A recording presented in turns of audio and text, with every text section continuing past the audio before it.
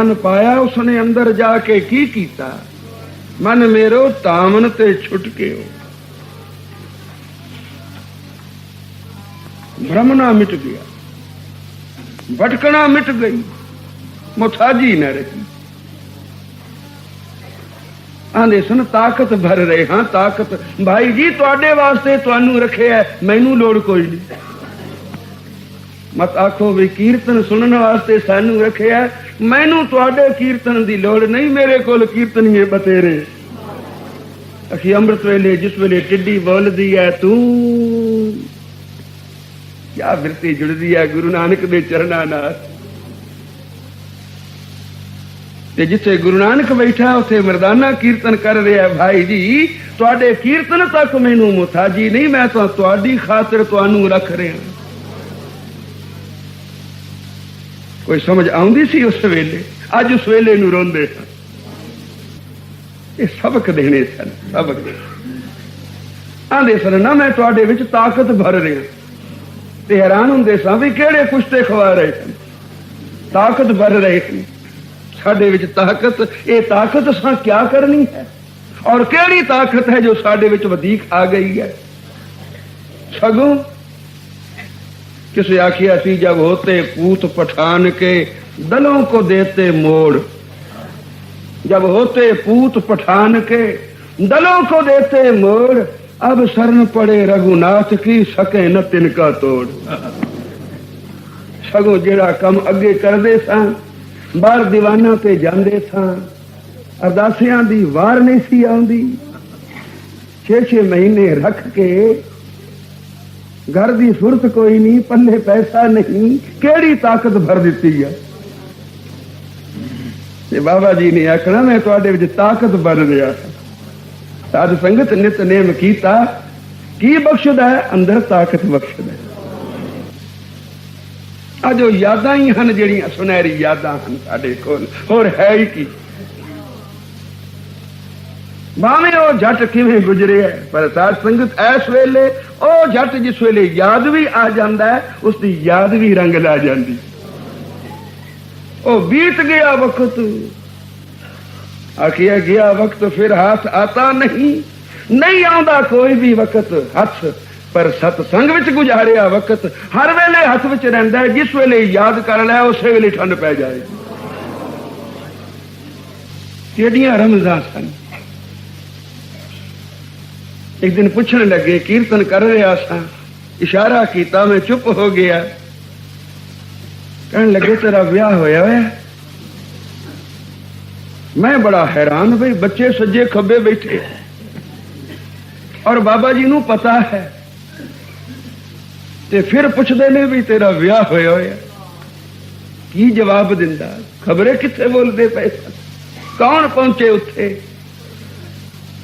महापुरुष की गल की समझ ना आवे तो चुप रहना ही भला, मत कोई गल गलत निकल जावे। जब मैं चुप रहा तो कहने लगे तेरा ब्याह होया, बोलदा नहीं। मैं फिर भी ना बोलिया तो कहने लगे किसी का ब्याह कराया ही? मैं कहा जी कराए तो बथेरिया दे, आनंद कारज बहुत करवाए हैं, ते अपना मैं मुड़ सजे खब्बे देखे, मैं इशारे तो समझ लैणगे मैं की आखा। कहने लगे मैं ये ब्याह नहीं पुछदा, मैं तो पुछदा तेरा गुरु दे चरना नाल ब्याह होया है। ये लावां ते उस ब्याह वास्ते उचारियां सन। इस नाल असी दुनियावी कारज भी करते हाँ। ये आनंद कारज करने भी लावां पढ़ो, क्योंकि साडे हर कारज विच गुरबाणी सहायक है। बाणी का असी आसरा लेंदे हाँ, पर ये सारी जितनी बाणी रची है परमार्थ वास्ते रची है। मैं पुछदा तेरा गुरु नानक दे चरना नाल विआह होया है? मैं की आखदा? चुप रहा। कहने लगे भाई जी जे नहीं होया तो अज कर ले पढ़ लावा तेरा विआह करिए। जब मैं ला पढ़न लगा कहने लगे नहीं नहीं इंज नहीं। चुप कर रहा। असी तो इसे तरह ही पढ़ते स। बाबा जी कहने लगे नहीं, पहले किसी ब्याह पढ़ाने वाले नूं बुला लो, नाल बिठा लो, बाबा लगन गणाए अंबी बंजा साहरे, महापुरुष नूं सद, विच बवे गवाही देने वाला, आखे मेरे सामने होया है, इसका ब्याह मैं कराया था। फिर भी कोई समझ ना आई। ये समझा किथों आ? महापुरुष की संगत बिना कोई समझ नहीं आऊंगी, ना लोक दी ना परलोक दी, ना अर्थ दी ना परमार्थ दी। हाँ तो असि बड़े सियाने, बड़िया सियाणपां करते हैं, पर यह अखर असी नहीं पढ़िया, सुनिया ही नहीं। बाबा जी तू बिना कदे गल्लां सुनिया ही नहीं सन, कितों सुनिया होंदियां ते फिर भी कोई स्रोत होंदी पल्ले, पर सुनिया ही नहीं सन। बाबा जी दी हर अदा वखरी, हर अदा अनोखी, जुत्ती तक भी बाबा जी दी ऐसी किसे संत साध ने ऐसी ना पाई। सोटी भी ऐसी रखी के किसे ने हथ विच ना रखी, पग भी ऐसी बद्धी के किसे दी नहीं दिखी, चोला भी ऐसा पाया होया, ये कदे किसी ने ऐसा चोला नहीं पाया। हर चीज बाबा जी दी अनोखी, हर अदा वखरी, और मर्यादा भी जगत तो विलक्षण।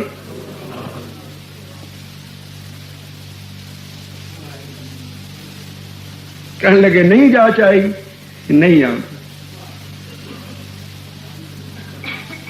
फिर बाबा जी ने आप गोडे ते हथ मार के कदे बोलते सन धीमी जी आवाज विच, गोडे ते हथ मार के नाल ताल देना ते बोलना। एक दिन सोदर लाउन लगे, कहने लगे भाई जी जोड़ी नहीं ठीक बजदी, कफा इंज नहीं मारी दा, न समझ आई। बाबा जी ने गोडियां से बजा के दसिया, फिर भी समझ कोई ना आई। कहने लगे जोड़ी ले आओ रे, जोड़ी अगे रख के हथ मार के दसिया, सोदर नाल जोड़ी इंज बजाई दी। बाबा जी कहने लगे भी सानू भी पता किथे सी, दरगाह विच जिस तरह वेखदे हैं, क्योंकि उत्थे इंज वजदी है। साध संगत बोलो ये दाता उत्थों आईयां हन, ये बख्शिशा उत्थों दियां हन। तो कहने लगे नहीं समझ आई जी, नहीं आई। हथ नाल ताल दे के गोडे दे उत्ते कहने लगे पहला विआह कराउण वाले नूं तो सद, पहला एक पंक्ति पढ़ ले, लां पिछों पढ़ी। तो बाबा जी ने फिर आप पढ़ के दसी, संतां की होए दासरी। बड़ी धीमी जी आवाज विच, अभ्यासी सन ना, अभ्यास करने वाले ऊंचा नहीं बोल सकते, बोल रही नहीं। धीमी आवाज पर कितनी मीठी और कितनी मिठास थी। संतां की होए दासरी, भैणे दासरी, यह अचारा सिखरी, हर पहलड़ी लाऊं। ये तुक पहला पढ़, संतां दी दासरी बन ते ब्याह करा। एवें कौन करदा किसे दा ब्याह? असी तां कर दिंदे आ ना 10 20 40 50 लैके, महापुरुष इंज नहीं करदे। संतां की होए दासरी, ए अचारा सिखरी, उन्होंने सद दासरी बन, वो तेरा ब्याह कराउणगे। कहने लगे हुण समझ आई, पढ़। 4 लावां पढ़ाइए। हैरान होंदे सां किस तरह ब्याह हो गया। ये तो अकलां पिछों आईयां, बाबा जी दे बाद पिछों आईयां, केड़ी ताकत वरदे सन। उस वेले कोई समझ आउंदी सी नहीं, पर समय ने सब कुछ दसिया कि वह केड़ी ताकत सी। तो महापुरुष की सेवा कीती हुई, संगत विच समा गुजारिया होया, नितनेम विच मन लाया होया साध संगत, समा आवेगा जिस वेले दा फल प्रगट होवेगा। अज जे बीज बीजिए अजो ही फलेगा, अज दरख्त लाइए अज ही उन्होंने फल लग जाएगा, कुछ समा लगेगा ना। इसे तरह नितनेम दी गंढ पा पीडी, मन साईं दे दर दा भगत, दर सोहन कीरत गाम दे समा गुजार। अपना बंदा तो सब कोई है, अपना गुलाम अपने वास्ते करदा फिरदा है। गुरु की खातर गुरु का बंदा बन के गुरु रामदास पातशाह नूं जिस वेले कुंगड़ियां वेचदे सन, टोकरी कुंगड़ियां दी सिर ते चुकी हुई सी। अमरदास पातशाह ने एक बारी आखिया, रामदासा आ टोकरी सुट दे, घर दी चुक लै। 7 वचन ये साखी बाबा जी ने एक दिन आप सुनाई मैंने।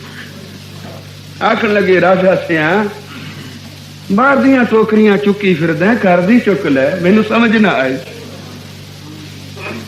मैं प्रोग्राम दिता होया सी ना भी जाने बाहर दीवान ते मुड़ मुड़ आग्या मंगा। बाबा जी कहन लगे, बाहर दी टोकरी चुकी फिरना, घर दी चुक लै। जे मजूरी करनी है गुरु अगे कर लै, बंदियां अगे कादी करनी। फिर भी समझ ना आई। कहन लगे, वो कीर्तन ही करना है ना, लोकां अगे ना कर, गुरु अगे कर लै। लोग ज्यादा देंगे, गुरु थोड़ा देगा। बस यही तो प्रतीत है। जिन्हों ये प्रतीत आ गई है कि गुरु अगे करनी है और गुरु ने देना, तो उसको कोई भुख नहीं रही। कर सेवा पार ब्रह्म गुर, भुख रहे न काई। कोई भुख नहीं रही।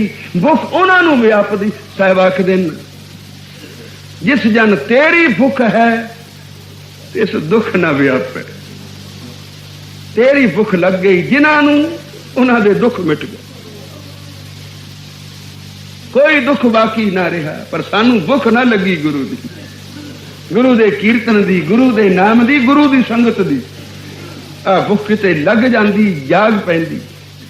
जिन्हों भुख नहीं लगती, भुख जिदी मर गई है, बीमार है, हौली हौली मौत दे मुंह में जा रही है।